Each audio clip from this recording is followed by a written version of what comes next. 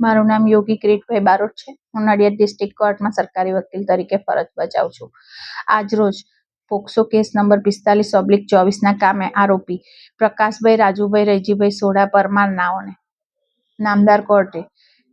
તકસીરવાન ઠરાવીને total 20 વર્ષની સજા અને 85,000 રૂપિયાનો દંડ કરેલો છે.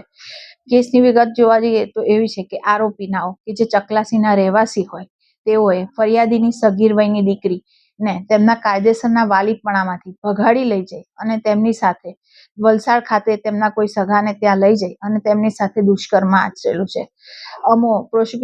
જે બાબતનું ઇપિકો કલમ 363, 66, 76 અને પોક્સો એક્ટની કલમ 3, 4, 5 અને 6, 5A અને 6 ના કામે ટોટલ આરોપી સામે તહોમતનામું ફરમાવવામાં આવેલું છે અને જેમાં અમુક પ્રોસિક્યુશન તરફે હાજર થયા હોય અને ટોટલ 14 જેટલા દસ્તાવેજી પુરાવા રજૂ કરેલા હોય અને 10 જેટલા સાક્ષીઓને તપાસેલા છે. તેમજ અમોએ પ્રોસિક્યુશન તરફે હાજર થઈને નામદાર કોર્ટમાં દલીલો કરી હોય તમામ સાક્ષીઓની જુબાની, અમારી દલીલો અને દસ્તાવેજી પુરાવાને નામદાર કોર્ટે ગ્રાહ્ય રાખીને આરોપીને ટોટલ 20 વર્ષની સજા, જેમાં ઇપિકો કલમ 363, 66માં 5 વર્ષની, 376માં 20 વર્ષની અને પોક્સો એક્ટમાં 20 વર્ષની તેમજ 25,000 રૂપિયાનો દંડ કરી અને ટોટલ 85,000 રૂપિયાનો દંડ અને ટોટલ 20 વર્ષની સજા, જે તમામ સજા સાથે ભોગવવાનો હુકમ